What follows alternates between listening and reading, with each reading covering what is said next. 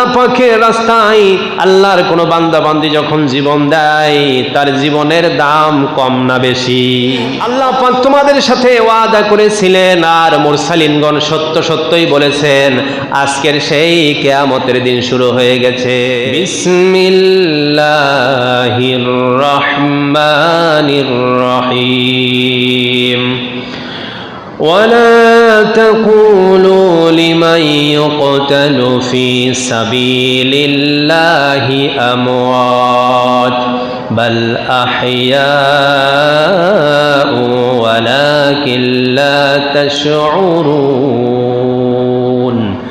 إن الله وملائكته يصلون على النبي يا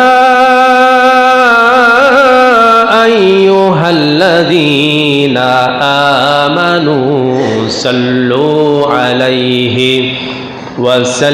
وسلموا تسليما। محبت درود پڑھی اللهم صل على محمد وعلى آل محمد كما صليت على إبراهيم وعلى آل إبراهيم إنك حميد مجيد اللهم بارك على محمد وعلى آل محمد كما باركت على إبراهيم وعلى آل إبراهيم إنك حميد مجيد। মহান আল্লাহ সুবহানাহু ওয়া তাআলার মহান দরবারে লাখ কোটি শুকরিয়া জ্ঞাপন করছি, যিনি আমাদেরকে আজকের পবিত্র দিনে, পবিত্র আশুরার দিন, 10ই মুহররম, আবার জুমার দিন, এত বরকতপূর্ণ, মর্যাদাপূর্ণ, ফজিলতের এই দিনে যে মহান রব্বুল আলামিন আমাদেরকে তার মসজিদে আসার মতো তৌফিক দান করেছেন, এই জন্য আমরা সকলেই জবান খুলে বলছি কালিমাতুশ শুকর আলহামদুলিল্লাহ।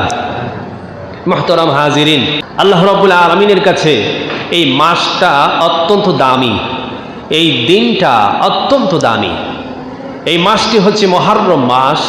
বিশ্বনবী সাল্লাল্লাহু আলাইহি সাল্লাম বলছেন শাহরুল্লাহিল মুহররম।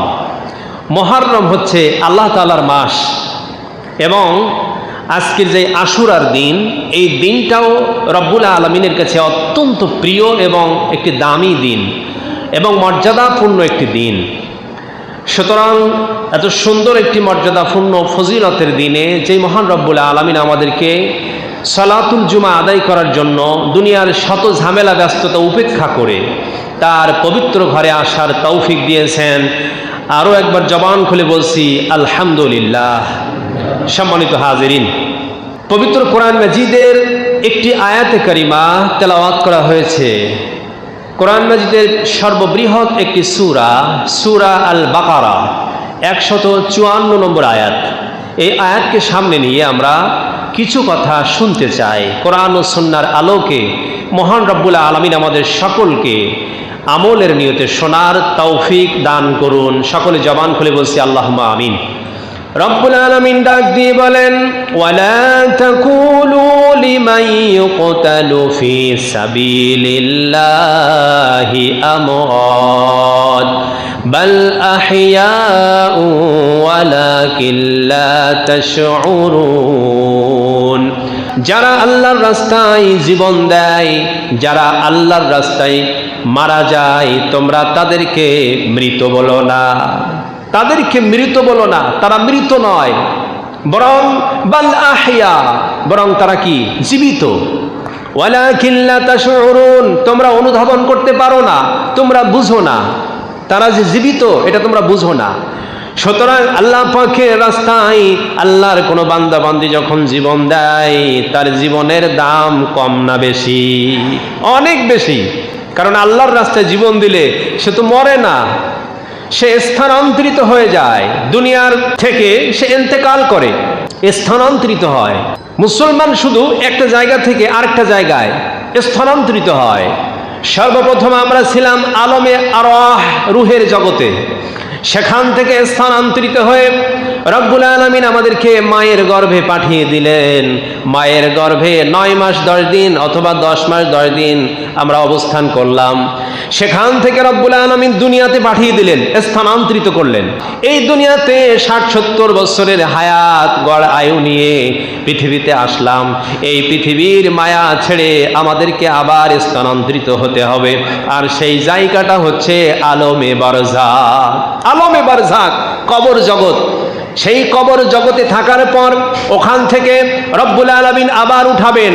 অনুফিখা ফিস সূরি ফাইদা হুম মিনাল আজদাসি ইলা রাব্বিহিম ইয়ানসিলুন ক্বালু ইয়া ওয়াইলানা মান বা'সানা মিন মারকাদিনা হাযা মা ওয়াদার রহমান ওয়া সাদাকাল মুরসালুন। জবান খুলে বলুন আল্লাহু আকবার।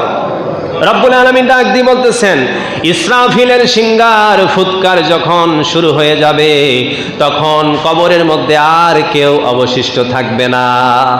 কবর থেকে সবাইকে উঠে দাঁড়াতে হবে এবং সবাই বলা বলি করবে, কি ফেরা আমাদের কি হয়ে গেল, কি অবস্থা, এটা কোন অবস্থা, কোন পরিস্থিতি? তখন ফেরেশতারা বলবেন, قالوا يا ويلنا من بعثنا من مرقدنا هذا ما وعد الرحمن وصدق المرسلون। আল্লাহ পাক তোমাদের সাথে ওয়াদা করেছিলেন আর মুরসালিনগণ সত্য সত্যই বলেছেন, আজকের সেই কিয়ামতের দিন শুরু হয়ে গেছে। তাহলে আমরা কি এক জায়গায় থাকি নাকি? না, মানুষ কখনো এক জায়গায় নয়, এক এক জায়গা থেকে স্থানান্তরিত হয়। তবে তাদের জীবনটাই ধন্য হয়ে গেছে যারা আল্লাহ রাব্বুল আলামিনের জন্য জীবন দিয়েছে। এই পৃথিবীতে, এই আল্লাহর জমিনে আল্লাহর দ্বীন কায়েম করার জন্য, আল্লাহ পাকের দ্বীন প্রতিষ্ঠার জন্য যারা লড়াই করেছে, সংগ্রাম করেছে, তাদের জীবনটা অত্যন্ত দামি জীবন। বাঁচলে গাজী, মরলে শহীদ। রব্বুল আলামিন ডাক দিয়ে বললেন, আল্লাহ রাস্তায় জিহাদ সংগ্রাম করে যারা মারা যায়, খবরদার তোমরা তাদের মৃত বলো না।